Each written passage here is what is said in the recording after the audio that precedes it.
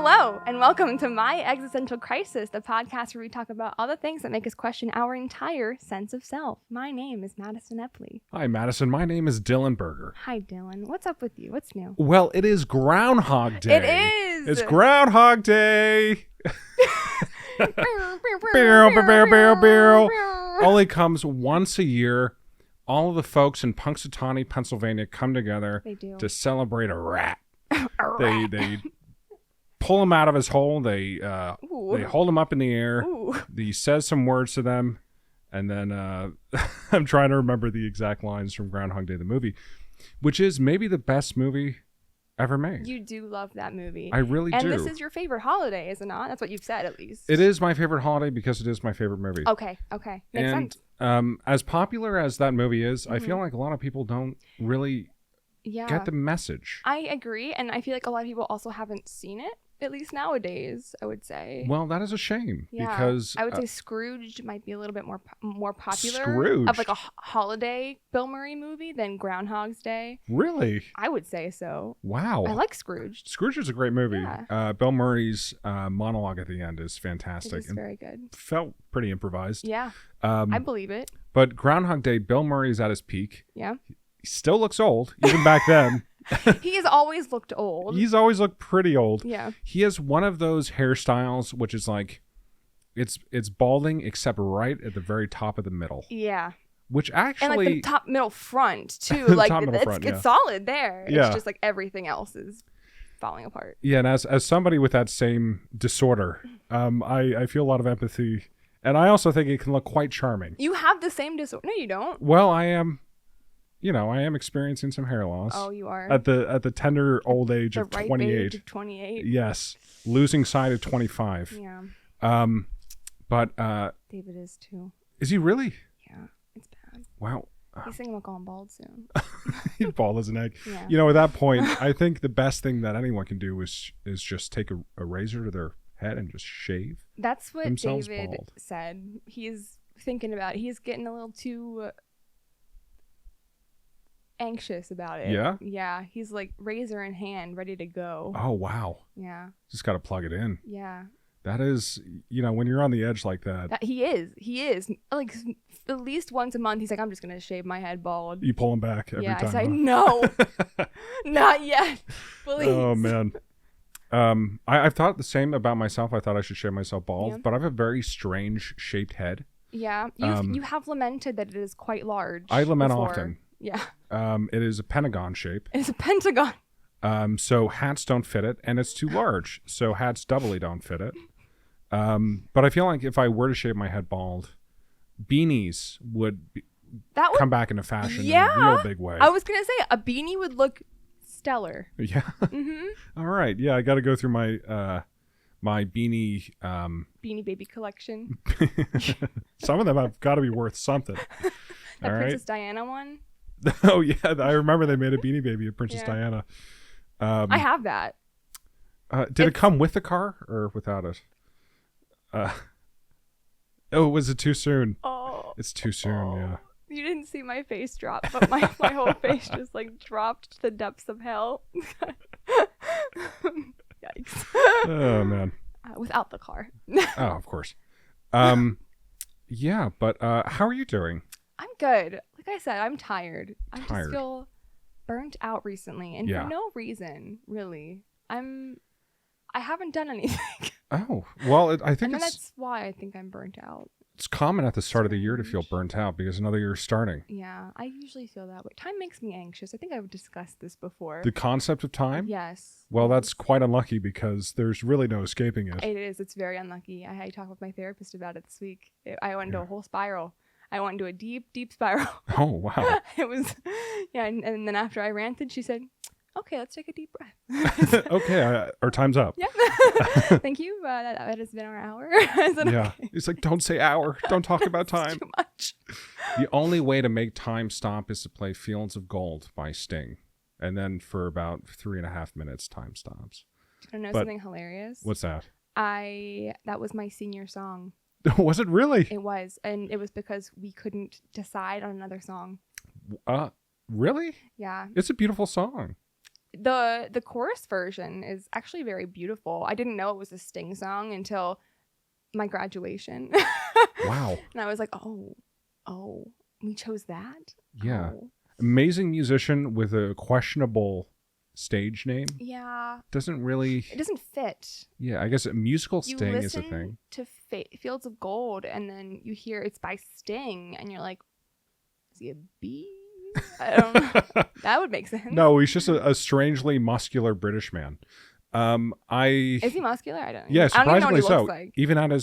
Even in his old age. Ripe old age of 28. 28. He also made a musical about Irish people who work in a shipyard. What? It's a full musical about these very like weather-worn men who work in a shipyard. It's a fantastic musical. Really? Yeah, it's fantastic. How do I not know of this? I didn't know about it. What's it called? It's called The Last Ship. I was gonna say like Les Mis, but I couldn't think of an Irish way to say that. Les Mis? How's like, that? Not great. No. Not well, great. It never is. No. So you've been feeling burnt out. Yeah. Speak on that. Speak on that. It's really weird because I feel burnt out because I've done nothing.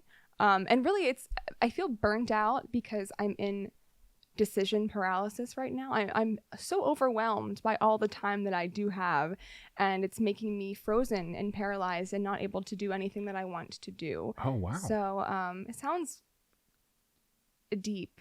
Yeah, I mean, it's not a bad problem to have too much time. No, but then the whole concept of time comes up and it makes me anxious, and then I'm like, I have this time and I'm not using it, and that makes sense. If you're scared of time, you'd want less of it. Naturally. I want it to be filled if I have it. That's the concept. Getting very metaphysical here. Yeah, I am. And so my therapist talked me through some things, and now I'm gonna make a list. Wonderful. We're gonna try that. And she also suggested getting a massage to calm down. Okay. I haven't had a massage in years. I've never. No. Well, I'm very ticklish. I don't know how I would do. You're afraid you're gonna start giggling? Genuinely. Like, That's I went to the chiropractor, and every time I'm like, hey, just so you know, this is like that's the spot where I will jump. Like, I can't help it. It's a reflex. And every time he'd hit it, he'd go, and I'd jump like a, whenever the doctors like hit your knee and like your knee reflex goes up, that's what happens if you touch a certain part of my back. And like my whole body just like spasms. So you have your knee reflex in your back. Yeah. And your back reflex in your knee. Yeah. That's why I have bad knees and a bad back, actually. I have both of those things. Yeah.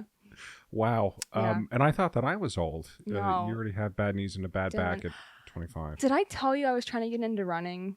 You mentioned it. Okay. Yeah. You said cardio, and I was like, why? Why would you do that? Because I like to go hiking, but ever since I got bronchitis, since I have gotten bronchitis the first time, and now every time I'm sick, I get bronchitis. Right. My lungs have turned to shit, and they weren't great to begin with, which is why I got bronchitis. Right. You have famously tiny lungs. Yes, I do. I have. People say that about you behind your back. I have small alveoli, not areolas. I have small alveoli. The wrong word. So now I have asthma, and I can't run for more than 3 minutes, and that was too much last night. 3 minutes? 3 minutes. It was really sad. That's actually really impressive. Is it? For somebody like me. Is it? Because like I feel like to runners and people who don't have asthma, that's like, there was a woman next to me on the treadmill, and she was running before I started, and like the entire time I was at the gym. And I was only on there for 15 minutes, and she was going fine. And there's me. I run for 3 minutes, and then I'm like, taking a puff of my inhaler, a couple puffs because I couldn't breathe. Oh, and that's embarrassing at the gym. You don't want to bring out your inhaler. I have to. They're constantly watching out for nerds. Yeah, it's me. It's me. I'm nerds. Yeah. I remember running a 15-minute mile in high school. A 50?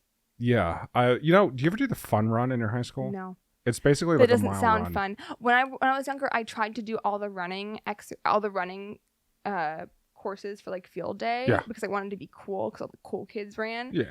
Fucking hated cool kids it. Run. I was not fucking cool. I should have just gave up. Probably. Yeah. Yeah. Be easier. Yeah. So after that year, I was like, fuck this. I'm not doing this anymore. Yeah. But now, all these years later, you're You're dusting off the sweatband. You're putting it on your head. Because I like to go hiking, and it's really frustrating when I can't go uphill without wheezing and hacking because I can't breathe. Wheezing? I can't breathe. What does it sound like? Oh my God. I wish I were exaggerating. I feel bad for other hikers. But I have to stop and take my inhaler. Oh my God. It's bad. Yeah, it sounds bad. It sucks. It literally sucks. Oh man. Yeah, so I'm just falling apart. None of my body works the way that it should. That's all right. Wait until you're 28. You know, it only gets then my hair's worse. gonna fall out. Your hair's gonna fall out. You gotta shave your head. Damn it! Look like a damn egg. It's fine. A damn egg. You know, one of my stories actually today has to do with eggs, hair loss, not eggs. Not eggs. But yeah, I would love to. I would love to start if you're. Yeah, I'm ready. I'm ready.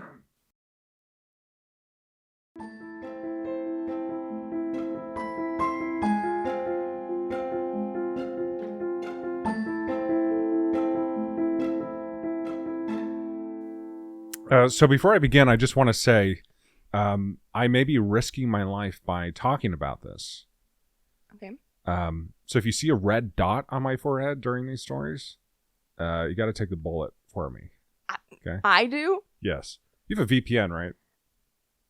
No. You're masking your IP address? No. Because once I start talking about this, they're going to triangulate our position and drone strike us. Well, luckily, I will duck. Duck. I will just duck. Yeah, I will avoid the CIA agents. the government wasn't expecting that. Oh, she ducked. Oh, man. Darn it. The one thing. I missed.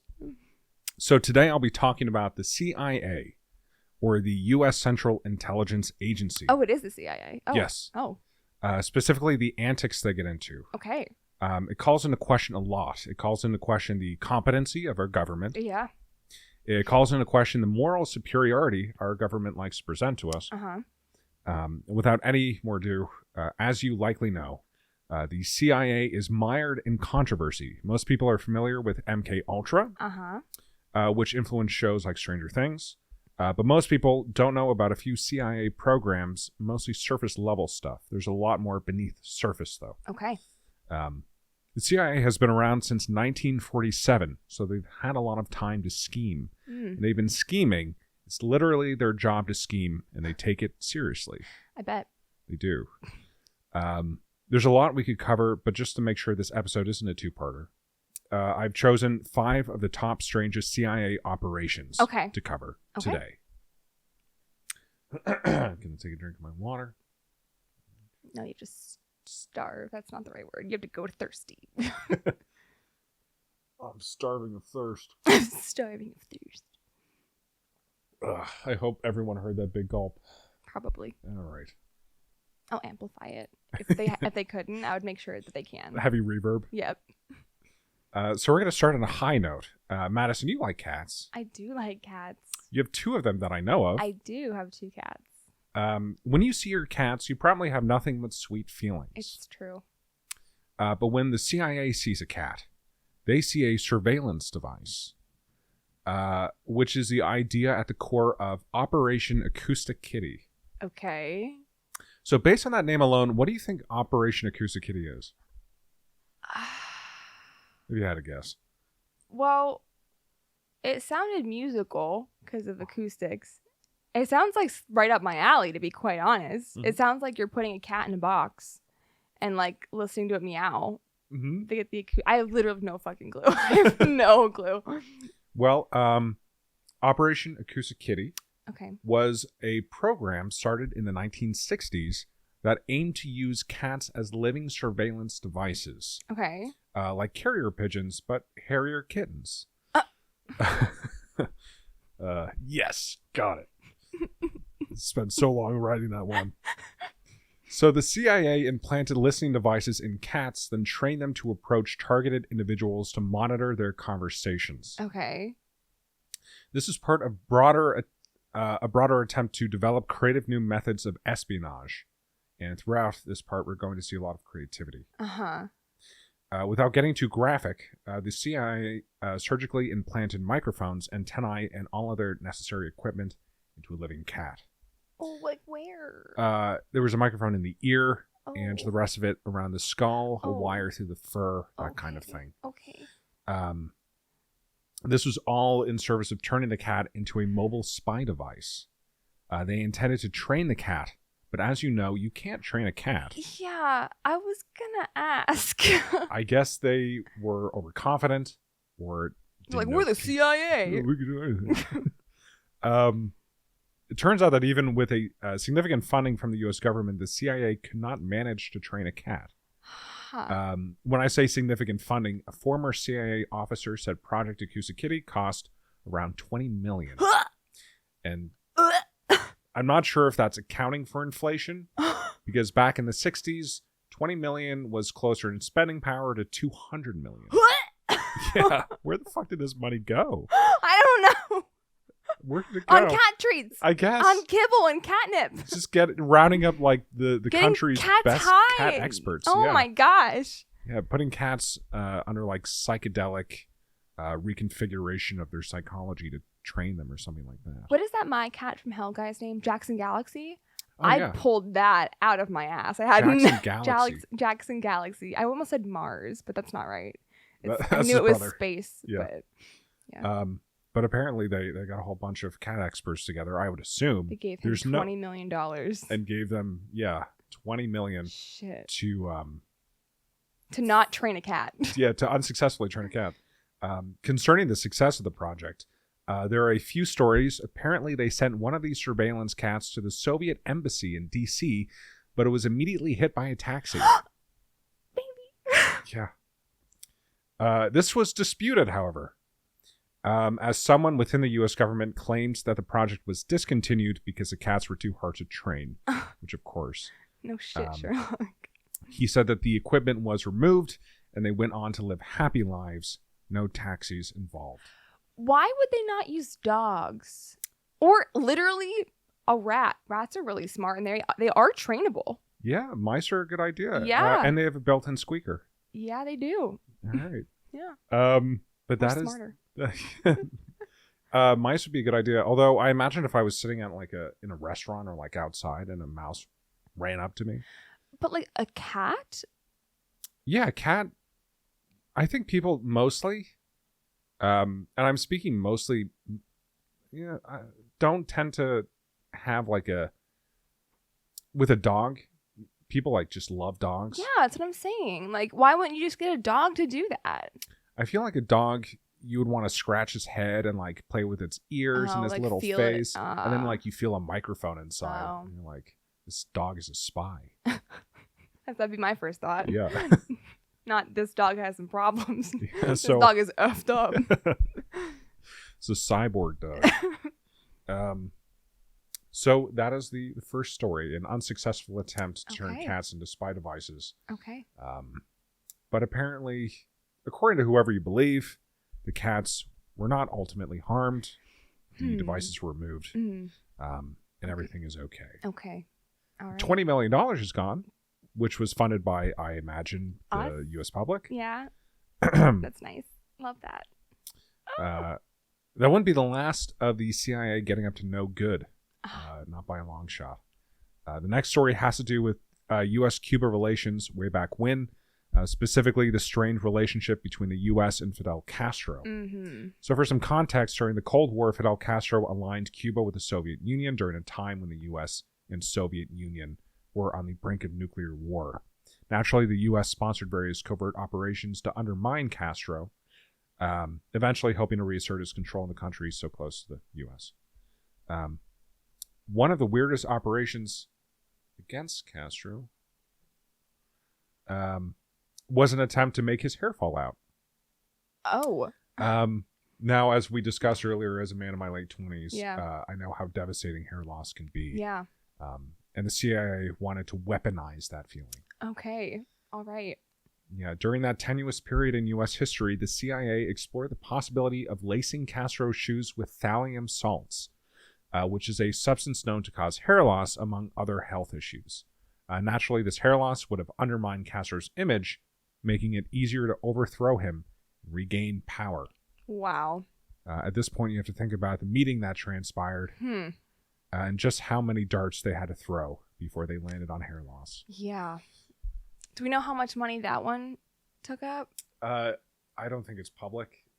I couldn't find anything about it. This is upsetting. This is very upsetting. Yeah, it only gets like pretty much more upsetting. Cool. So any man listening right now who's balding or woman, just want to say it's either genetics or the CIA. Check your shoes. Check your shoes for thallium salts. Yep. The next CIA operation I like to talk about includes action figures. And by this point, you're probably saying, what a quirky use of government funds. Yeah. How whimsical. How whimsical. My thoughts exactly. They must have been pulling from a really deep hat because this was not a top idea. Yeah. Basically, in 2005, Donald Levine of G.I. Joe fame was tasked with creating an action figure of Osama Bin Laden, who we know is the mastermind behind the 9/11 attacks. Why would the CIA want to create action figures of Osama Bin Laden? Why? What would you guess would be the reason for that? My thought would be to then sell them to people and like try to frame like little kids over in like the Middle East and like, oh, they're terrorists because they have Osama Bin Laden's action figures that we made. Well, it's kind of close. Yeah. I'm leaving out a little piece of crucial information, actually. Okay. So it was all in service of terrifying children. Oh, okay. I believe children from the Middle East or relevant areas the CIA wanted to influence. Okay. So the CIA wanted to make an Osama Bin Laden action figure, and it had to be scary. The next piece of information I got from the Washington Post, which reported that the face of the action figure was layered with a material that melted with heat. Ugh. As the face melted away, it revealed a red demon face. Oh, holy fuck. If I was a kid and my action figure's face melted into a demon face, I'd be like, this is pretty fucking sick. This is pretty cool. I mean, I would love that. I would love that. That'd be sick. You're like, whoa. Give me all of the action figures. Yeah, I would want to share it with all my friends. But just when you think the CIA can't outdo themselves, they release a haunted doll. Okay. Now, the idea itself was rejected when it was still a prototype, but a model went to auction in 2014. Okay. So is this separate from the action figure thing? No, this is the same thing. This is the same thing? Yeah. Oh, they just have haunted action figures now. I refer to it as a haunted doll, but it is essentially a demon action figure. Okay. Okay. So, more or less. Similar. Yeah. Yeah. And it went to auction. It did. Yeah. And it was purchased by somebody. We know who? I don't know who. As for, I can look it up. No, it's cool. But yeah, it doesn't matter. Doesn't matter. They don't matter. All right. Next, I'd like to talk about Project Azorian. Azorian essentially means a native or an inhabitant of the Azores, which is a group of islands in the Atlantic Ocean. Okay. But that's beside the point. Project Azorian was the CIA's attempt to create a giant claw. So nothing to do with where that name comes from? No. Oh, okay. Not at all. Just, okay, cool. A A giant claw. Yeah, a giant claw. Like a lobster claw or like a bulldozer claw? A big metal claw. A big metal claw. Yeah. Like what are they called? What is this thing? The thing that comes down on the toys and you pick it up? a claw machine. Yes, duh. A claw machine. They basically wanted to make a big claw machine. Okay. Attached to a boat. And I'll get into the reason why, because it's actually pretty interesting. To get the Loch Ness Monster? Yeah. Yeah. They're like, we gotta find this freaking monster. Probably has Soviet information. So far we've gone through surveillance cats, hair loss shoes, yes, evil action figures, and now a giant claw. Okay. I guess the CIA stands for Creative Ideas Accepted. Oh man. So that sucked. So this giant claw served an important purpose. Did it really? It did. In fact. Okay.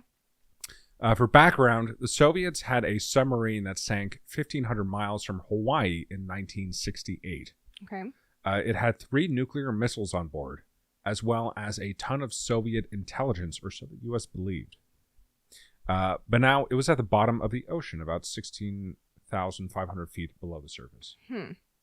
So the Soviets hadn't been able to retrieve it. I guess they didn't think of a giant claw. But the CIA... They did. They thought of a giant claw. They saw their chance. They built a mechanical claw that could lift the submarine from the ocean floor. In 1974, the ship left California and sailed to the sunken Soviet submarine. It was a month-long mission, and the ship's crew had a cover story if they were asked. They would just say that they were conducting marine research. That's it. That's it, yeah. We're just studying. Conducting marine research. Yeah, we're just researching. Yeah, you know. Pretty airtight, huh? Yeah. Waterproof. Airtight. Waterproof. That's great. If you will. Yeah. So with that cover story, they navigated to the marine, used the claw underwater, and do you think they were successful? No, I don't. I do not. I have very little faith in what's about to happen. All right. Well, they managed to retrieve the submarine's crew and give them a burial at sea. Oh, they could get the people. They managed to lift a portion of the submarine.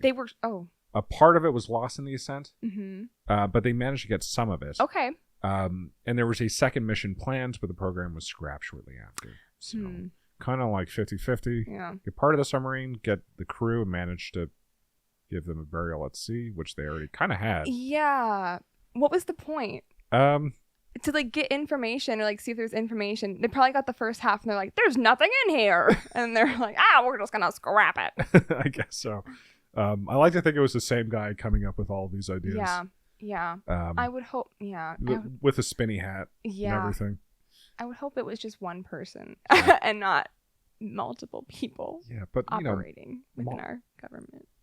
Probably a lot of people, because you have to sign off on all those different things. Yeah. Millions of dollars that go into this. That makes me so sad. Yeah. And they're still up to their ways even today, I'm sure. Oh, yeah, for sure. I mean, the action figure stuff only happened in the early 2000s. I was going to say, I was in kindergarten. That was kindergarten Madison. I could have been playing with an Osama Bin Laden action figure with a melting face. Potentially, yeah. Yeah, with my Barbies. That'd been great. Barbies. Let me take another drink. This is exhausting. Yeah.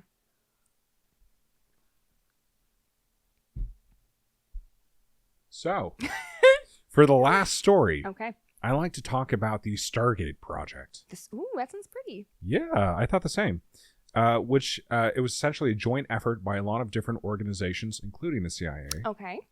The Stargate project was investigating the use of psychic phenomenon, specifically remote viewing, for both military and intelligence purposes from the 70s to the 90s. Remote viewing? Like... Yes. Out of body... Like how remote... How... It's essentially the gathering of information about an unseen target by a viewer or someone who's tapping into that power.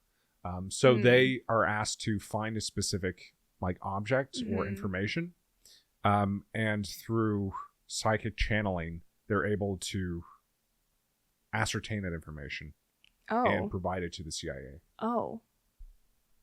Okay. Yeah. Wild stuff. How much money went into this? Well, hyperventilating. Like you said, the project has a pretty fantastic name. Yeah. The Stargate project, so points for that. Yeah. All in all, though, the creation of the program really raises a lot of interesting questions. Yeah. It's basically an admission by the U.S. government that psychic abilities aren't the subject of science fiction, but are in fact at least partially credible and worth researching. I was going to say, they're given a lot of... Yeah. Then again, we're talking about the CIA. Yeah. So. Well, they also have come out recently with a bunch of alien reports and stuff. Yeah, about that. It was 2020, and they're like, hey, here's a bunch of alien stuff. Anyway, bye. There's a pandemic. Bye. And then people were like, oh, whoa, this happened. And then they just kept talking about it. And there was hearings and shit. Mm-hmm. confirmation that aliens have visited Earth or have been on Earth. Yes. And have been hiding. Yeah. Extra-dimensional beings. Yeah. Or creatures from outer space. Yeah. I don't know what it is. So, do you? Are psychics that far off? I don't think so. No, maybe not. Are squonks that far off? No, absolutely not. Have you seen a squonk? I can say that I would love to see a squonk. Have you ever gone squonk hunting? I've never gone squonk hunting. That's my first mistake. I've never endeavored to look. Well, they're awfully shy. Yeah. So you're not going to meet them at a mixer. What if I'm shy? And then, what if I'm just like? What if I start acting like a squonk? If you walk into one of the northern hemlock forests of Pennsylvania, and you sit down on a log, and just start crying and cry, yeah, I would say the squonk would probably feel self-conscious about helping you. Yeah. They're not social creatures. They just want to be on there. They want to just hide and cry and be sad. Yeah. Oh, man. It'd be hard to find. Maybe I had a claw. I could get a claw. Yeah. You get a claw. Yeah. Put it in a helicopter. Mm-hmm. Reach out and pick up the squonk. Yep. Although it can dissolve into tears. So... That's where the Osama Bin Laden action figure comes in. I have no idea. All this is coming together. You lure it out with the action figure. You get it with a claw. Yes. The cat. The cat. Yeah. The cat. It makes friends with the cat. Yes. So you know where it is. Mm-hmm. And doesn't have any hair, so you don't have to worry about that. No. Or maybe it does have a lot of hair. I don't know. We could remove it though. Yeah, you could shave it. We could make him feel better about himself. Uh-huh. Yeah, that's what. Yeah. Get it a nice haircut. Yes. Trim its Boost beard a little his bit. Self-conscious, and then he'll make friends with you. For real. Starting at the beginning, the program itself was conducted by organizations like the Stanford Research Institute and later the Science Applications International Corporation. Okay. Oh, hate that. Or Psych for short. Psych. Oh, interesting. Psych. So, which was a USA Network show, wasn't it? Yes. Honestly, the CIA is like the USA Network. Yeah. Characters welcome. Yeah. For sure. So these organizations are testing the veracity of remote viewing, and something interesting happens. Okay. Something very interesting happens. Rosemary Smith, an administrative assistant with the project, managed to locate a lost Soviet spy plane in 1976. Okay. The plane was crashed somewhere in Africa, and through remote viewing, Rosemary Smith was able to determine the location of the wreckage, despite the fact that it was covered up by the jungle. Okay. Upon her providing the information, satellites checked that area, and... It was exactly where she said it was? Exactly. Rosemary. What you hiding there, girlie? Miss Smith. There's more to you than I initially thought. Some people felt the program was successful, based on that kind of thing. Yeah. And evidence of psychic phenomenon was pretty much verified. Others felt that it wasn't legitimate. Okay. In the mid-90s, the CIA terminated the program, citing a lack of evidence, or at least not enough evidence to warrant continued funding. I see. At least not publicly. That's true. That's true. They don't tell us everything. No. Although they tell us quite a lot, and I a lot of it's was going to say, embarrassing. they shouldn't tell, I would rather not know about. These are things I'd rather not know about. I don't want to know where 20 million U.S. taxpayer dollars went to for these cats. Yeah. For them to get hit by a taxi. One after the other. Oh, yeah, it was just repeated. A parade of cats. Yeah, at a parade of taxis. Yeah. The CIA could only be thwarted by an ill-timed taxi, apparently. Yeah.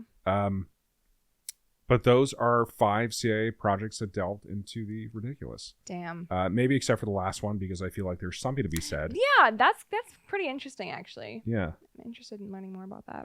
Starlight, that one was called? The Stargate project. Stargate? Starlight? Wait, what? Stargate. Stargate. Yeah. Stargate SG-1, which is, if you've ever seen it, no, that show? I don't know what that is. Is it like Star Trek? Yeah. I guess it's kind of nerdy. But I feel like the Stargate project was ended before its time, for sure. Yeah. That's what a nerd would say. I am a jock, but I'll leave that alone. I am, in fact. Yep. So out of those projects, Madison, which should you feel was the wackiest? The wackiest. Wacky. I would say the hair, just for like the purpose of it. Yeah. Like, also, if you're going to lace him with anything, like, just kill him at that point. Like, I don't know. Just like, if he's that, like, if you're already there. Yeah. Why is it just to bald him? We're using that as a verb? Yes. Just to bald him. Just to baldify him. Yeah. Yes. I don't understand. Maybe not to make a martyr of him. I get that. But like, you could also do more damage than just, like, arsenic will also make you have hair loss. Right before you die. Yeah. I think they wanted to embolden him because because it would help to like weaken his image, undermine the credibility of the Soviet Union in Cuba, perhaps. Yes, but like, he was like their mouthpiece. It just still doesn't quite register. Yeah. Not literally, the Osama Bin Laden thing doesn't register with me either. I guess I get that their point, but yeah, just be like a fun toy. Yeah. You just have like a G.I. Joe with an added feature. Yeah, more or less. You don't even need to know who it is. Probably can't even recognize it. Well, not even when the face is melted off. You don't know who the hell it is. Yeah. That was a full... Get Hasbro in on these things. Like, this is why the CIA does CIA stuff. And like, let Hasbro do the toy stuff. Yeah, for sure. Oh, man. What about, sorry. You're very passionately. Yeah, I'm heated. Yeah. What about you, Dylan? I thought the action figures were definitely out there. I think the giant claw is funny. Yeah. Yeah. Just because there were all these different avenues they could take, and they were just like, listen to a giant claw. And the person who proposed that, they're like, I'm a genius. Let's do the thing that is so obvious no one's ever thought of it. A claw. And then everyone's like, oh my. Yeah, who is this claw. Man? And they spent a long time retrofitting this old ship to put a claw inside of it. Oh. And then they had to, under the guise of marine research. Marine research, of course. Marine research, if you will. They had to, they sailed the ship out and then were kind of successful. So I guess, but I don't know. That one makes me mad because it's like the effort is there, but like for why? Yeah. And they didn't even finish the task. Like, I understand the maybe getting information, but like the people who's owned it, they didn't want it. Yeah. So like, why would we want, like, well, I imagine the engineer got that project on their desk and they're like, what the fuck do you want me to do? Yeah, a claw. Okay. Or maybe it was the best day of their career. That's true. Maybe they're finally. like, a claw. I've been waiting for this exact Just give me a damn claw. No more tanks, no more bombs. Give me a claw. It's genius stuff. All that aside, the CIA continues to operate today. Yes, they do. And who knows what mischief they're going to get up into next. Zoinks. Zoinkies. Jeepers. All right. Sources, Word Nick, Metal Floss, Coffee or Die, We're the Mighty. So. Awesome. Yes. I write my sources down every time, and every time I forget to give them. I forget to give them too. So that's a great reminder. I guess I'm going to start with my sources. Thank you, Dylan. Sure. Appreciate that. Absolutely.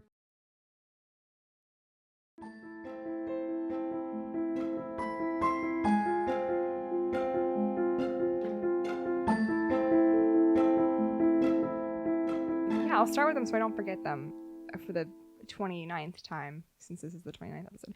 Sources: NBC News, eOnline, People.com, Screen Rant, ABC7 News, CBS News, BBC.com, Today.com, and Time.com. Wow. I covered all the bases. Yeah. I did. Yeah, Also, the BBC and the British Broadcasting Corporation. Yes, gotta get the global input. Yeah. I also wanted to deeply credit this documentary that I watched called American Nightmare. It's a Netflix docuseries. It's only 3 parts. It's very short, but it's very, very well done. And it's like the formatting and like the way I'm going to lay it out is kind of similar to that. And by kind of, I mean very similar to that because I like the way that it's story told, this story. So Dylan, yes, we've talked about this before, kind of. You've watched the movie Gone Girl, right? Yes. Didn't like it. You didn't like it? No. I haven't seen it. It's on my list. I think I would like it. It was a very long movie from what I remember. Okay. And I think I was, when did it come out? I could tell you when it came out. It came out 2015. I was too young to enjoy it. Or 2014. So that was 9 years ago. Mm-hmm. I was 19. Yeah, I was too young to enjoy it. Yeah. I was too young to appreciate it. I'm an old soul, so I know I would have understood it if I had seen it, but I haven't seen it. Yeah, naturally, yeah. Yeah, you know. Yeah, no, I get it. No, I'm an old soul too, but Gone Girl came out in 2014. It was a huge hit, starring Ben Affleck and Rosamund Pike. Again, haven't seen it, but from what I have heard and from what I know, it is about a woman who thinks her husband is cheating on her, so she fakes her death to frame him. I think that's about it. In a nutshell? Yeah, I think that is more or less what happens. Okay, cool. And she fucking slices Neil Patrick Harris's neck. Fucking spoiler alert, man. Oh, shit. I haven't seen it! Oh, sorry. I wanted to watch it! Oh, no. No, that doesn't happen. That doesn't happen. I swear. It does, but you're lying. Damn it. Well, anyway, so that happened. That movie came out, and then a mere 6 months later, the Gone Girl case happened. Yes. So this case happened after the movie. It did. It happened after the movie. Inspired by the movie? People thought. Yes. Yes. So, before I tell you what happened on that night, I'm going to talk about the day after first. So, it was the afternoon of March 23rd, 2015, in Northern California, when Aaron Quinn called 911 to report that his girlfriend, Denise Huskins, had been kidnapped in the night. And the very first question the dispatcher asks was, why are you just calling this in now? Because it is afternoon. Aaron said he had been tied up and drugged, and he was unsure whether calling the police would risk her life. And police were soon on their way and took Aaron in for questioning. And Aaron recounted everything he could remember from the night before. And this is what he said happened. He met Denise at their office where they both worked as physical therapists. Aaron had just gotten out of a years-long relationship with another coworker at their office, and they had even been engaged, him and the previous coworker, until she had cheated on Aaron. So they had a messy breakup. So despite seeing Denise, his new girlfriend, Aaron was still struggling with lingering feelings over his ex-fiancée.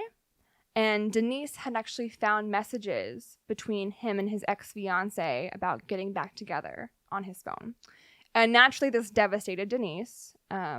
She was very much in love with Aaron, or at least it was heading that way. And so much drama already. I know, right? Well, I have to tell you this for it to make sense. Yeah. So for weeks, they went back and forth. And then on March 22nd, they finally sat down and had a long discussion about their relationship. Yeah. After eating pizza and talking about rebuilding that trust, that's nice. They went to bed around midnight. The next thing he remembered, they were awoken at 3 a.m. with bright lights and red lasers flashing in their eyes, with a man saying, "Wake up, this is a robbery. We're not here to hurt you." Quinn said he was so stunned that he froze, and the intruder told Denise to zip tie Aaron's feet and hands while she was escorted to the closet. Aaron said he thought he saw 3 people, but between being drugged, the flashing lights, and the darkness, he wasn't entirely sure. Oh, no. The intruder/intruders covered Aaron and Denise's eyes with swimming goggles that were covered in duct tape to block their sight and put headphones on them. And the headphones had a recorded message on them, and it was calling them by name and had instructions for them. They were told that they would be drugged, and if they didn't take them, they would be injected intravenously. And then Aaron... It's good to have the option at least. Yeah, you know, it's like, hey, you can do this, or which one do you like better? Yeah. Do you like the needle, or do you like the throat? It reminds me of those... I don't know if you've ever experienced this where, like, when you were a kid and they would give you like shots, like inoculations, and they could either give you the shot or they could give you this nasal spray. But like the nasal spray costs a lot of money, like way more than the shot. I was never offered. I was poor. Yeah. No, I never got the spray either. My parents were like, "Shut the fuck up, get your shot. I'll do it myself." Yeah. Yeah, no. I was never nasal sprayed. I was never given the option to nasal spray. I literally, until you said that, I didn't know that was a thing. Yeah, it was, yeah. And it had like the same effect as the shot? Uh-huh. Huh. But I guess... They just like to stick kids with needles. Pretty much. Damn. More or less. Damn. Well, they were not stuck with needles. They took it willingly. Oh, that's good. They did. It was like a pill or a juice? Like a juice. They described it as like a NyQuil Benadryl concoction. NyQuil actually tastes pretty good. I actually do like the taste of NyQuil. Yeah. The Dayquil, I cannot. The orange one. Oh, yeah. No, but the cherry one I can do. Uh-huh. Mm-hmm. Pepto-Bismol? Pretty good. I used to drink it just for fun. Oh. When I was like really little, I would like, cause it tastes like bubblegum chalk. Yeah. Okay. That quickly stopped. You ever mix Pepto-Bismol with NyQuil? Crazy. That might have been what they had. I don't know. So they give him this. Like, yes. The juice. They give them this juice, and then Aaron remembers being asked questions by the intruders, and suddenly the intruders realize their plan has gone terribly wrong. "We have a problem," he says to Aaron. "Do Denise and your ex-fiance look alike?" Yes, they did. They both had blonde hair. And so the intruder said, "We got the wrong intel." Aaron had lived with his ex-fiance in that house before their breakup, and she had only recently moved out all of her belongings. Denise hoped that the confusion would result in the intruder deciding to just leave them, but that is unfortunately not what happened. Mm-hmm. The man said, "This is what we're going to do. We're going to take you for 48 hours. Aaron's going to have to complete some tasks." Aaron was moved downstairs, where he was placed on a couch and told that a camera on the wall would be watching him and that he couldn't leave a perimeter marked by tape on the floor. The man then used duct tape to tie Aaron's ankles and asked him if he was comfortable. Aaron said, "I'm kind of cold, actually. And can I have a blanket?" Yeah. And the man says, "Oh, I'm sorry. I didn't realize how cold it was because we're all wearing wetsuits." Oh. Yeah, right? What the fuck is going on? So the intruder then told Aaron they were going to communicate with him via text and email, and then they'd even created an email address for the correspondences. Aaron said he was supposed to call out sick for both him and Denise. Yeah. And saying that he had a family emergency or whatever, and they'd be out for a week. He was also told that he would have to withdraw money from his bank and that he'd have a camera monitoring his moves. "If I went to the police, they would kill her," Aaron recalled saying. Eventually, the intruder picked up Denise from the closet, put her in the trunk of Aaron's car, and then drove away with her. So after the man left, Aaron said he was able to push the goggles off of his eyes, but the drugs were starting to take effect, and at around 5 a.m., he had passed out. Aaron woke up the next morning with only enough energy due to the sedatives to call out sick for both him and Denise, and then he fell asleep again until 11:30 a.m. He woke up to new emails and texts from the intruder. They demanded 2 payments of $8,500, and he responded to the message, but when he didn't hear back, he began to panic. So they asked for how much money? $8,500? 2 payments of that. So 7. Nope, that's not how math works. 17,000? Is that math? Yeah. I think so. Yeah. That is he like a high value individual? No. And they went through all of this? They are both just physical therapists. Not that is not an important job, but it's not like they make doctor money. Right. And $17,000 is it's not a low amount of money, but if you're going to go through all of this trouble, yeah, right. You would think that you would choose people who are going to be able to give you or more, at least than round up to 20, maybe. Yeah, I don't know. I like a round even number. It would bother me if I only got 17,000. Yeah, it's like at least make it 18. Make it an even number. Yeah. Yes. So I want a rational number. I think. A rational number. Yeah. I forget, what are those again? I was never good at math, Dylan, if you couldn't tell. I think it's like 1, 3, 5, 8, 7, 9, 12, 11. Those are odd numbers. I'm just fucking it up. I don't remember what a rational number is. Okay, well. I'm not worried about it right now. Okay, so he was concerned that the camera the intruders installed was still monitoring him, so he believed he couldn't call 911. Aaron's older brother was actually an FBI agent, so he decided that he would call him instead, but his brother instructed him to immediately call 911, basically like, why are you calling me? Call the police. So he was afraid that he was putting Denise's life in danger for doing this, but whenever the officers arrived at his home, it had been more than 9 hours since Denise had been taken at this point. Aaron said the first question the police asked him when he answered the door was, "Are you on drugs?" And he said, Yes. Actually, the kidnappers drugged me. So Aaron said that the officers entered the home, immediately unplugged the camera that the kidnapper had left in his home, and they continued to question him about what he'd been doing before calling for help. They asked if he'd been partying. He said no.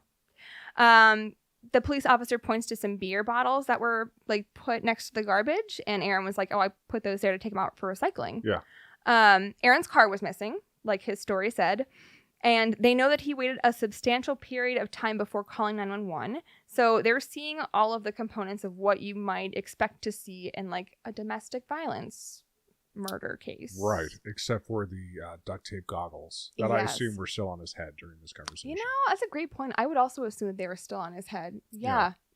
Is evidence. Yeah, evidence. Well, you will see that that doesn't really mean much to these police officers. Oh, well. Yeah. Although I can believe how this story is unbelievable. Yeah, I can see so as well. Being told there's people in wetsuits coming into your home for no reason, and you are just physical therapists. Why are you... It is this definitely is a quiet Northern California town. Right. A very, suburban. No crime happens here. Uh-huh. Yeah, very random. What? Isn't there, some kind of... I mean, I know that we work in tech, but more or less. But isn't there something you can do? If there's a camera on the wall that's giving a feed back to the people who have kidnapped, wouldn't you not want to disconnect it? Wouldn't you want to see where that feed is going to? At least I would think. I would think that is. I would think that's possible. Yeah. I would hope that's possible with the technology that we have in 2015. Yes, I would imagine so. If we can ping cell phone towers and do all that stuff and IP address and whatever, I feel like we could do that. Yeah. I don't know how technology works. Should have had me on this case. Yeah. When I was 19. Yeah. Yeah. Teen detective. Teen detective. Detective Burger. On the case.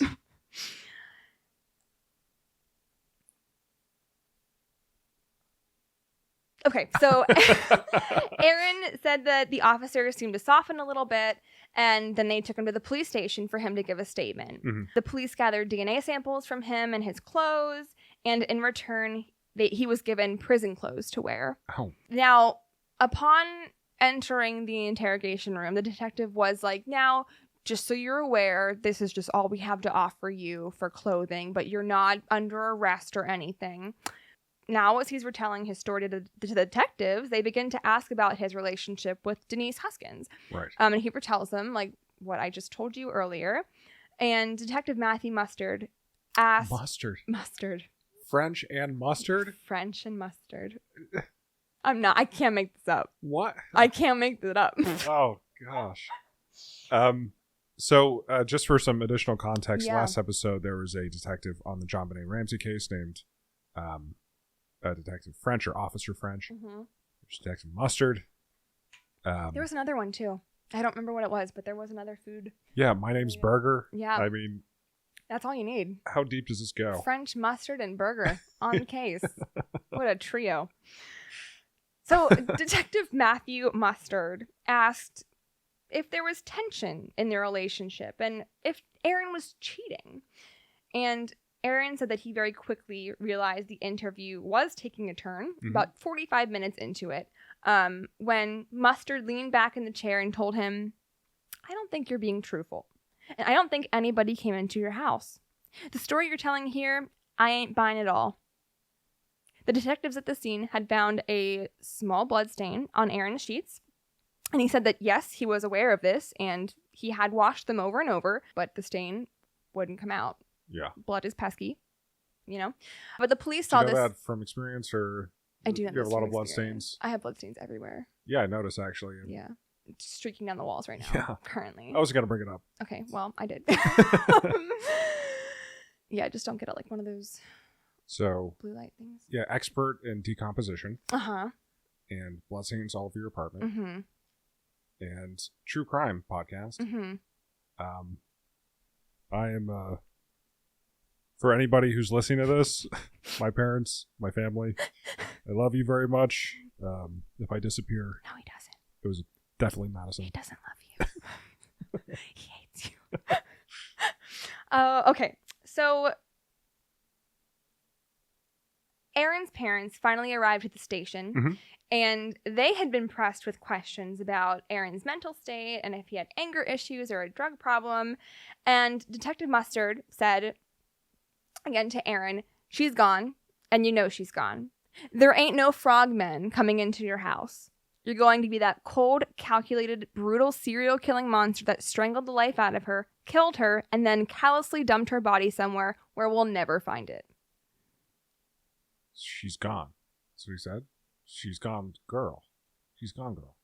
Yes. Wow. Yeah. That seems like he's leaping to conclusions there. Yes. Yes. And at one point, even the interrogation, this first interrogation, Detective Mustard was caught on camera saying, okay, how do I make it so you look like a monster? Like, purposely, to his face, told him that.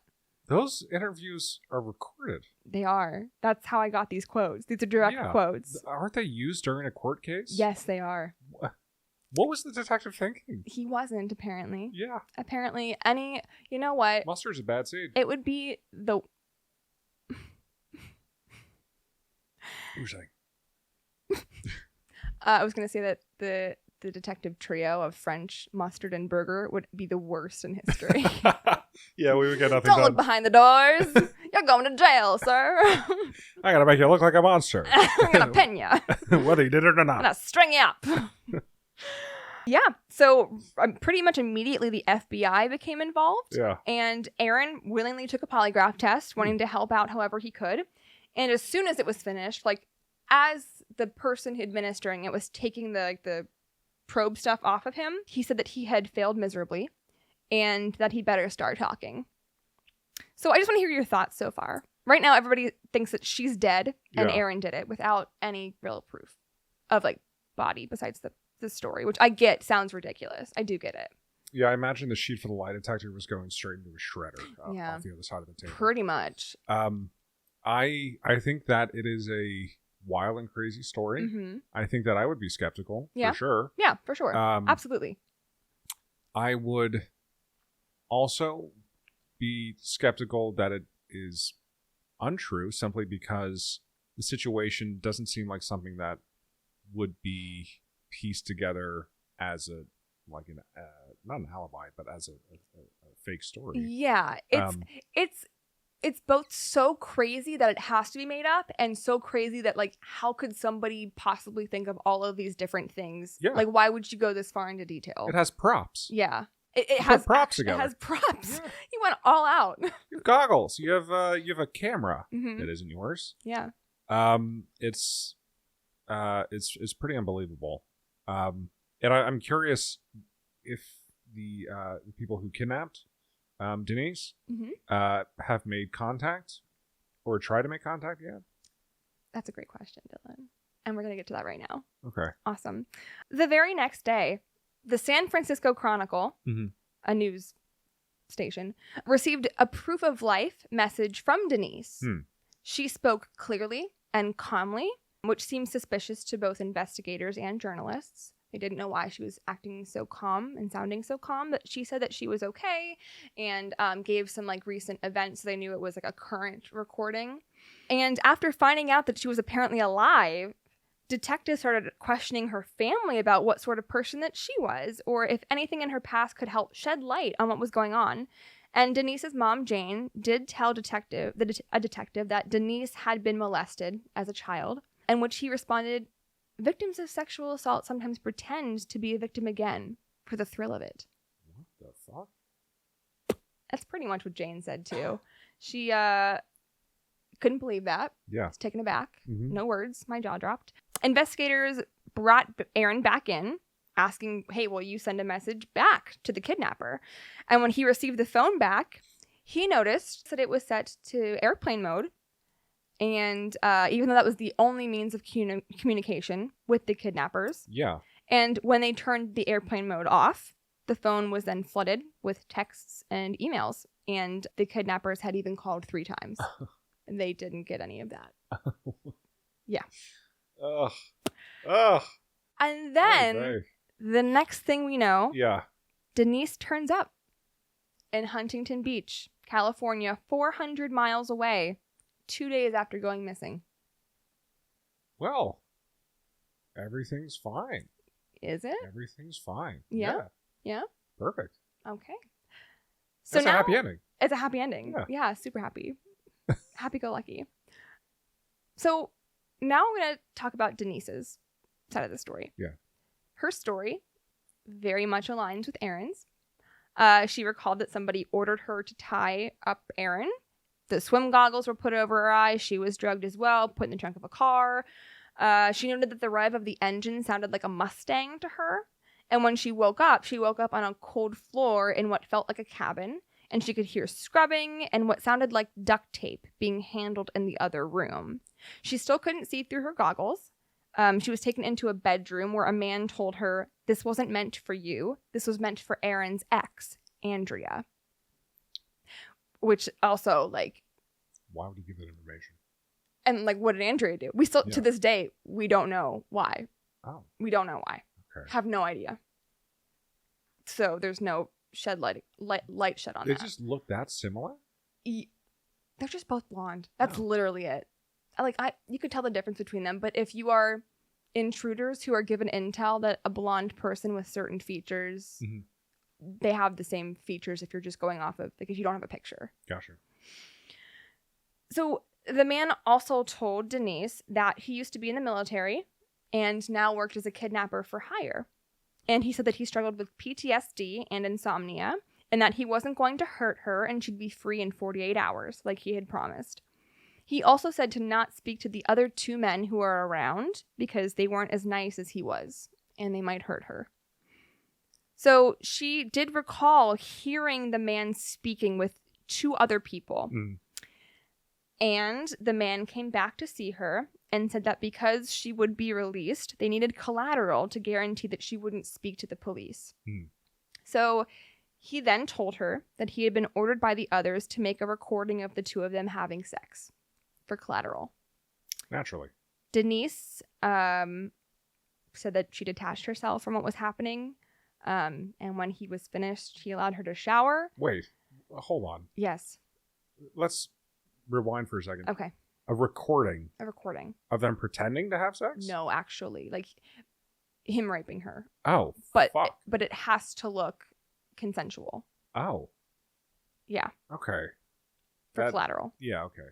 Yes. Both as like sextortion as well as like we can use this against you. Jesus. As like you're cheating on your partner. I never heard the phrase sextortion before. Oh, Dylan, I can cover that in another time. This is my first time hearing that. Now, you might hear it much more frequently, and it's a huge danger to children nowadays, and I wish I were kidding, but that's a very, very serious topic. Oh my God. Yes. Is this a recent thing? It has become more common with the surge of social media and technology. Okay. I would say like in the past 15 years, it's become super well known, but like it's escalated from like predators are going to come and snatch you up and kidnap you, from like you messaging them like don't meet up with strangers in public, to like don't send them private pictures of yourself because it might not be who you're thinking of and they can extort you for money or other things.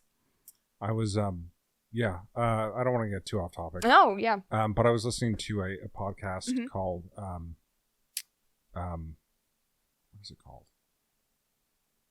Something Was Wrong. Okay. You've heard of it? Yeah. You told me about this. Yeah, and the most recent season it follows a woman who was mercilessly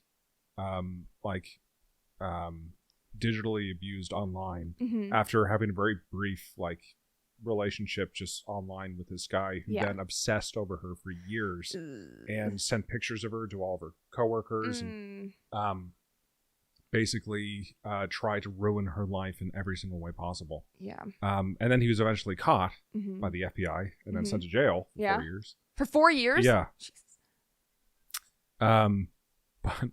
But there was this part of the most recent episode that I had to stop listening because they were doing witness impact statements. Yeah.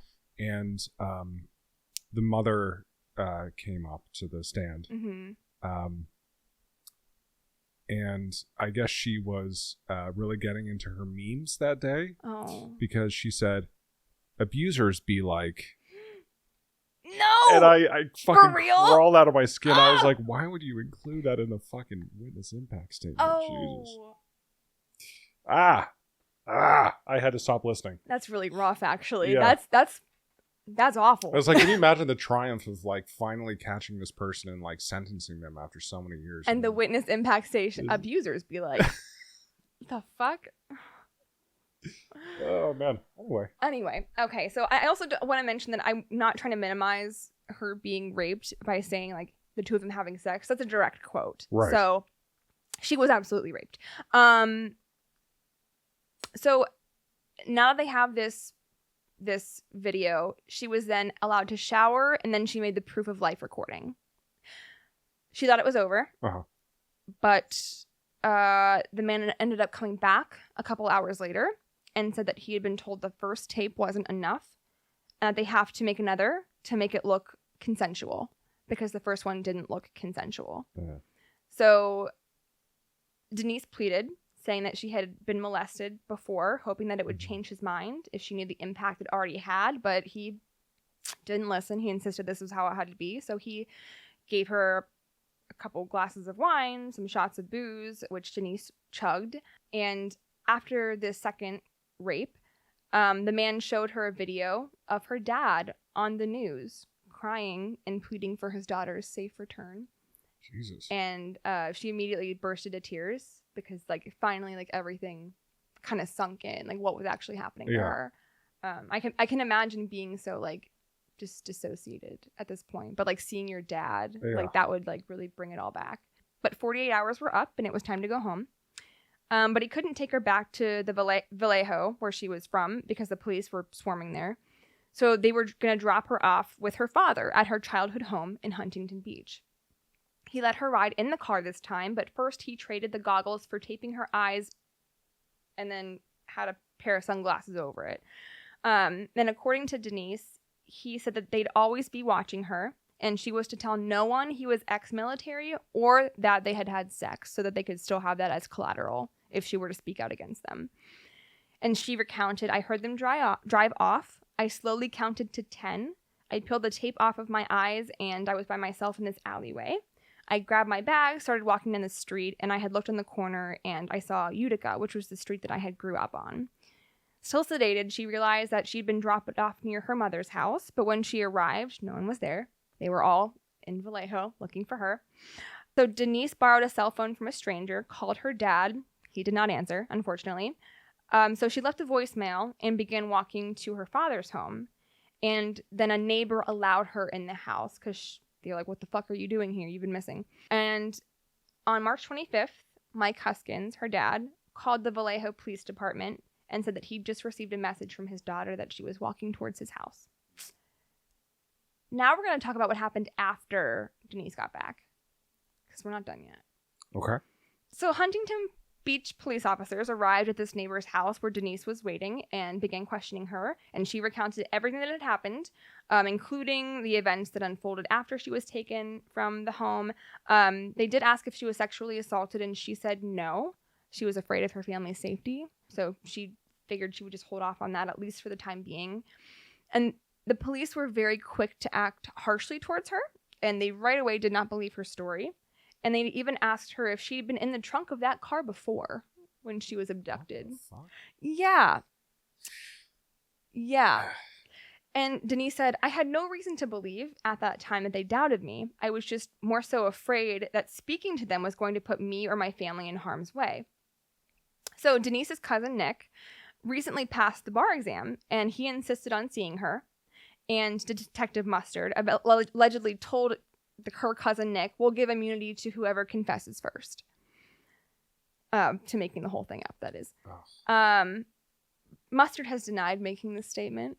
But of course, yeah, he also denies a lot of the other things that were said that we have on camera. So the FBI offered to fly Huskins back, but she was really skeptical of like trusting them at this point. So she immediately said no and just hired a criminal defense attorney to protect herself. So her defense attorney, Doug Rappaport, he's a hero. He insisted that she doesn't get on the plane. She should take a commercial flight and go straight to his office, and she did. As she's sitting in the airport, she's afraid that the kidnappers are going to come and get her again, that they're still watching her. And Denise's reappearance, meanwhile, has set up a firestorm fueled by suggestions that her case bore a striking resemblance to the book and film Gone Girl, the fictional story about a woman who fakes her disappearance and her abduction as revenge against her cheating husband. The comparisons began after the Vallejo Police Department announced that her abduction appeared to be an orchestrated event and not a kidnapping.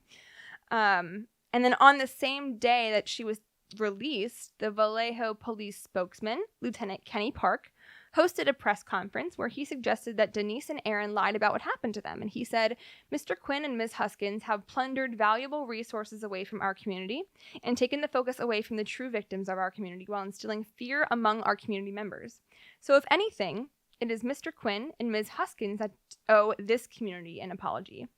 There are very few stories that are more demoralizing than this. Yeah, I told you this makes me so mad. And it gets worse, Dylan. How could they be so confidently wrong? It gets so much worse. Oh, wonderful. So much worse. It makes me livid. So whenever she gets to her attorney's office, she breaks down and she tells him everything. She tells him about the rape and like the kidnapping, about them being in the military, everything. And he says immediately, like, we're going to go to bat for you. You need to get a sexual assault test done right now. Mm-hmm.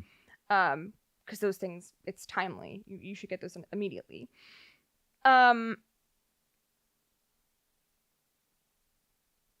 So they filed a motion for that test, and the Vallejo Police Department delayed it, saying that we have evidence that's going to dissipate it. Yeah. So they delayed. They put that off. What is the? They seem to have some kind of grudge against these people. Yeah, like immediately. Where's that coming from? They just have their opinions made up. Well, Rappaport was shocked too. He said the same thing, like, "What? Why are you being so hostile?" And the police started calling Denise the Gone Girl, and they asked, "Well, like, haven't you ever seen that movie? Like, that's what's happening here." Yeah. So Denise said later, you go through something like that, and every moment, every ounce of your energy is about, how do I live to see another second? That's all you can think about. The last thing you're thinking is, if I do survive, I need to make sure that I'm believable. And so a day after Denise reappeared, after hearing the flurry of the media bad-mouthing her and Aaron, the San Francisco Chronicle, that same journalist, received more messages from the kidnapper. The kidnapper had become irritated after seeing these news reports that the police were portraying Denise's kidnapping as a hoax. And over, the kidnapper emailed the San Francisco Chronicle giving explicit detail of what happened from his perspective to try to sway the media and police opinion. And not only did he do this, but after reaching deaf ears, he began sending images of evidence, even showing them the room where Denise had been held, to confirm her story and an image of the gun with the light and the laser taped to it. The email said, Ms. Victim F, as Denise was called by the kidnapper, was absolutely kidnapped. One letter read, "We did it. We would rather take the chance of revealing the truth than live in a world where somebody like Victim F is victimized again." What? Well, this new evidence still did not deter the police from their theory. And within 5 months after the Gone Girl movie was released, that was it. That was it for them. They made it up. Weeks still passed after this was sent to the journalists and the police. Not believing them. Their lives were falling apart. Constant state of fear, blah, blah, blah. They were receiving numerous death threats, going through lots of incredible trauma, as you can imagine. But on June 5th, 2015, there was a major break in the case when a police in Dublin, California responded to a report of a home robbery. And shockingly, a lot of the same things that Denise had reported in their own robbery had happened in this case. There were duct tape being used, zip ties, the goggles with the blacked out duct tape, except the man was able to subdue the attacker, and the attacker ended up running away.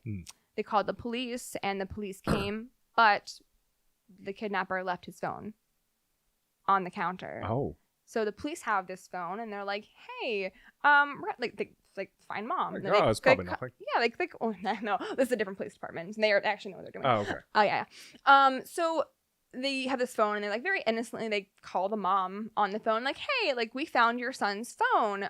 We want to return it to him. Where might he be?" And she's like, "Oh, he's at our cabin, like near Lake Tahoe." Wow. Gave him his address. It's good police work. His name is Matthew Mueller. And it turns out that Mueller was not a typical criminal. He was a U.S. Marine for 5 years. He went to law school. And so they ended up going to South Lake Tahoe. And this is where Officer Misty Karasu comes into play. She is the hero of this story, with along a name with like that. Doug. Yeah. Yes. So they go to this Lake Tahoe cabin. Yeah. They arrest Mueller very quickly. He goes willingly. And they find this Mustang with a bunch of like shit in the trunk of it. Replica squirt guns. One of them had like a laser pointer taped to it. Several swim goggles covered in duct tape. And one in particular had a blonde hair. Denise was blonde. And when the police heard about this, they were like, "How's Denise doing all this?" Yeah. How could she do this? Yeah. Yeah. So Misty was like, "This isn't from this case. This guy is a professional. He's done this before. Yeah. I have to find the person who this hair belongs to." So she did some digging, and she found out that Mueller had attempted this kind of crime before, and there had actually been a nickname, a fun nickname that he was given called the Mare Island Creeper. We didn't know it was him, but now we do. He was a man who was going around Mare Island, being a peeping Tom and taking pictures of girls in the window and running away, or just like breaking into houses, things like that. So he tracked down the owner of the stolen car, found all this information out, and she realized that, hey, this Gone Girl case sounds pretty similar to what is happening. So she immediately calls the FBI. They didn't answer. She calls them again and again and again. They didn't answer. When she finally got in touch. Oh, no. Yeah. Oh, sorry. Let me back up. She called the Vallejo Police Department. Oh, okay. Sorry. I expect word from the FBI. Yeah. So she called them over and over and over and over and over. They didn't pick up. And when they did pick up, they said, "Yo, call the FBI. This isn't our jurisdiction." And she goes, "Cool. I wasted all that time for nothing. Awesome. Love that."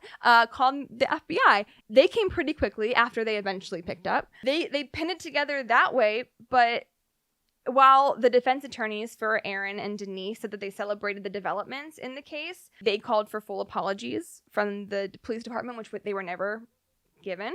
Mueller was charged with kidnapping for ransom. He wasn't charged with the sexual assaults, the robbery, the burglary. There was no jurisdiction in federal court for these crimes, apparently, which doesn't make any sense.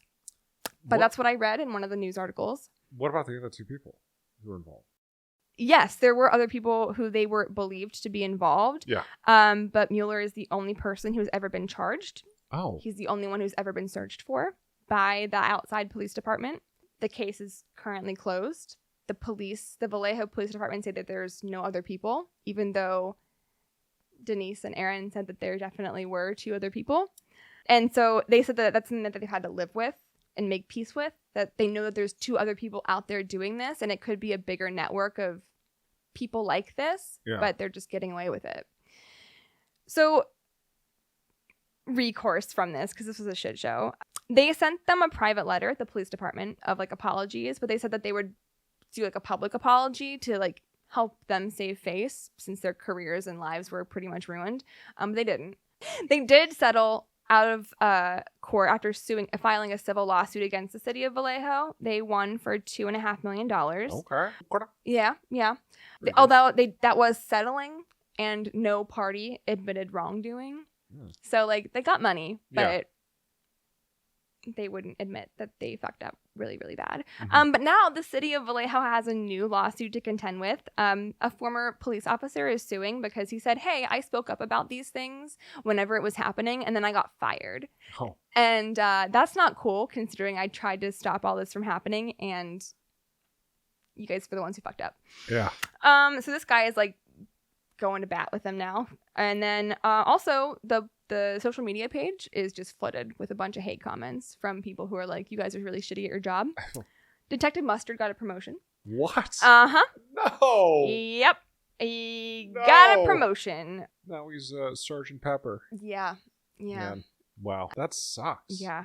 Detective Misty Karasu, the one to solve the case, she was promoted to lieutenant literally less than a month ago. Hell yeah. January 19th, 2024. And Denise and Aaron actually got married. In 2018, they have 2 little girls. I also want to mention that because of the police missteps, Denise says that the second rape could have been prevented because of the timing of everything. If they had accepted the phone calls, if they had tracked them when they had gotten them, maybe the second attack wouldn't have happened. That was partly what they were suing for. But they still work as physical therapists. They wrote a book on their experiences, and they have 2 little girls.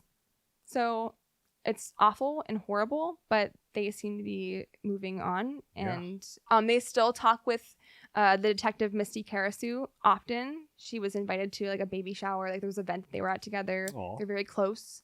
But yeah, that's the Gone Girl case. It's wild. Yeah.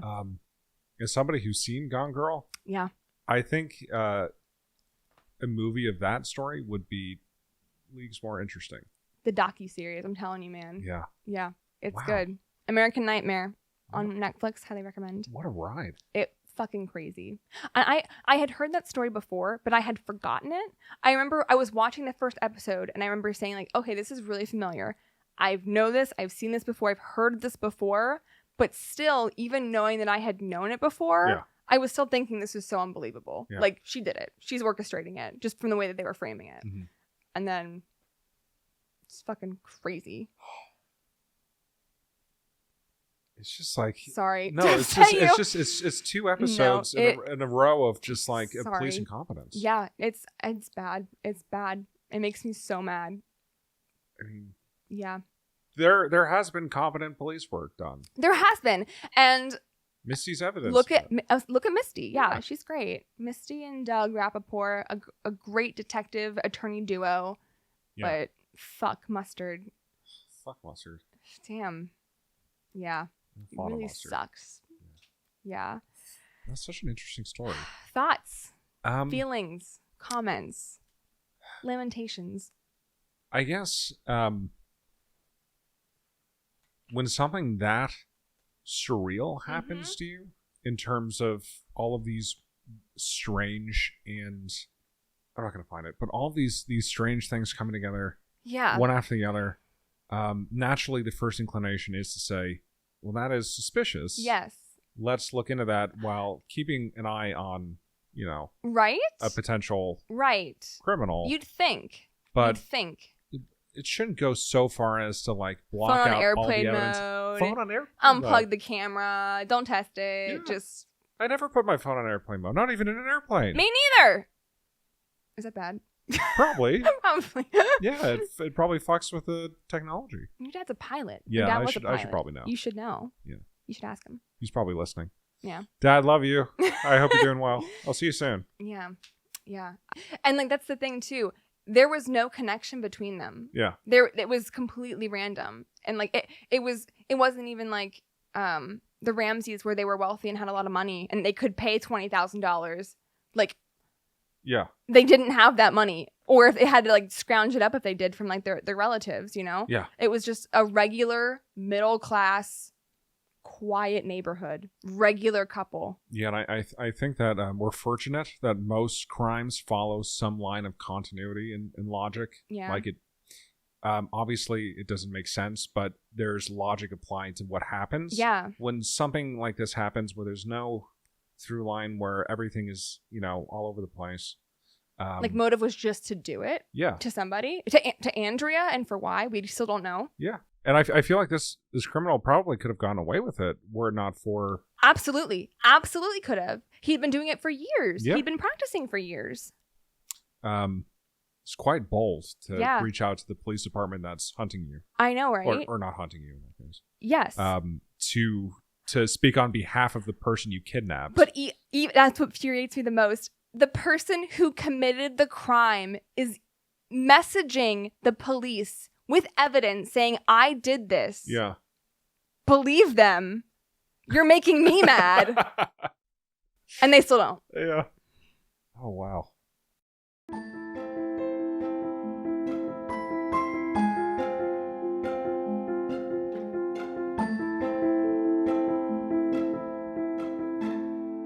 Well, hope you guys liked it this week. We talked, we walked. We did all those things. We learned about cats and hair loss and claws and psychic abilities and Osama Bin Laden of action figures and giant claws. Yeah. And then whatever I had to bring to the table. And the wildest, wackiest, most fucked up kidnapping that was not handled properly. No, not in the slightest. No. But yeah, you can find us on social media at Instagram. On Instagram and Facebook at my MEC Crisis Pod, and email us at my Existential Crisis Podcast at gmail.com. If you have any topic ideas or just want to say hello, you can do that as well. Yeah, like and subscribe. That's what YouTubers say, right? Hit that bell. Get notifications. All right. I'll stop being cringy. Bye, guys. I'll never stop being cringy. No, he won't. Bye.